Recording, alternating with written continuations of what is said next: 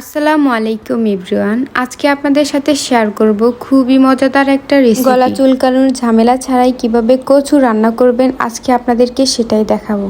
এজন্য আমি এগুলোকে কেটে নিয়েছি। এরপর চুলোর মধ্যে একটা পাতিল বসিয়ে দিচ্ছি। এখন পাতিলটার মধ্যে দিয়ে দিব 1.5 লিটার পরিমাণ পানি, যেটাতে আমি এই কচুটাকে সেদ্ধ করে নিতে পারবো। গলা চুলকানোর ঝামেলার কারণে অনেকেই কচু অপছন্দ করেন, তাদের জন্যই আজকের ভিডিওটা মূলত।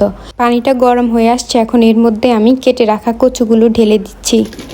রান্না করতে ঝামেলা হয়ে বলে অনেকেই কচু তরকারি রান্না করতে চায় না, এজন্য তাদের জন্যই আমি খুব সহজভাবে কিভাবে কচু তরকারি রান্না করা যায় সেটাই করে দেখাবো।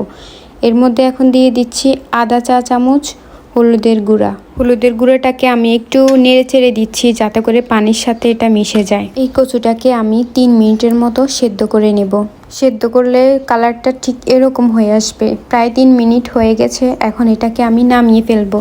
কচু সিদ্ধ করা পানিটা ফেলে দিয়েছি। এখন এর সাথে যে মাছটা দিব সেটাকেও আমি ভেজে নিচ্ছি। এরপর আবার চুলোর মধ্যে আমি পাতিল বসিয়ে দিচ্ছি। দিয়ে দিচ্ছি 1 কাপ পরিমাণ তেল। কচু রান্না করতে অবশ্যই কচুটাকে ভালোভাবে সিদ্ধ করে নিতে হবে। তেলটা গরম হয়ে আসছে, এখন এর মধ্যে আমি দিয়ে দিচ্ছি সামান্য পরিমাণ পেঁয়াজ কুচি। পেঁয়াজ কুচিটাকে বাদামি কালার হওয়া পর্যন্ত একটু ভেজে নেব। পেঁয়াজটা ভাজা হয়ে আসছে, এখন এর মধ্যে দিয়ে দিব 3 টেবিল পরিমাণ রসুন বাটা। রসুন বাটা অবশ্যই একটু বেশি পরিমাণে দিতে হবে। রসুন বাটা বেশি করে দিলে গলা চুলকানোর ঝামেলা একদমই থাকে না। রসুন বাটাটাকেও আমি একটু ভেজে নিলাম। এখন এর মধ্যে দিয়ে দিচ্ছি 1.5 টেবিল চামচ হলুদের গুঁড়া। সাথে দিয়ে দিব 2 টেবিল চামচ পরিমাণ মরিচের গুঁড়া। একটু বেশি পরিমাণে আমি মরিচের গুঁড়া দিচ্ছি, কারণ কচুর তরকারিটা একটু ঝাল ঝাল হলে ভালো লাগে, এই জন্য একটু নেড়ে ছেড়ে আমি মশলাটাকে কষিয়ে নিচ্ছি। এখন এর মধ্যে দিয়ে দিব সামান্য পরিমাণ পানি।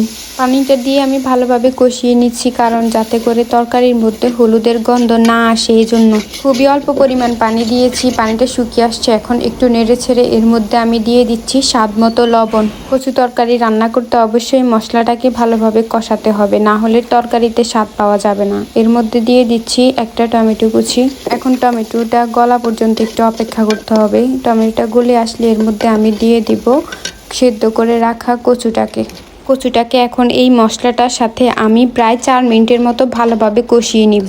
কচুটাকে মশলার সাথে ভালোভাবে আমি নেড়ে ছেড়ে মিশিয়ে এখন এটাকে 4 মিনিটের মতো ঢাকনা দিয়ে রেখে দেব।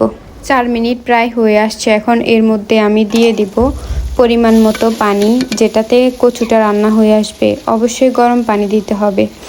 কচু তরকারিতে একটু বেশি পরিমাণে পানি দিতে হয়, তাই আমি বেশি পরিমাণেই পানি দিয়ে দিয়েছি। এখানে তরকারিটা খুব ভালোভাবে বলক হয়ে আসছে। এখন এর মধ্যে আমি দিয়ে দিব ভেজে রাখা মাছগুলো, যেটাকে আমি আগে হলুদ মরিচ লবণ মেখে ভেজে রেখেছিলাম।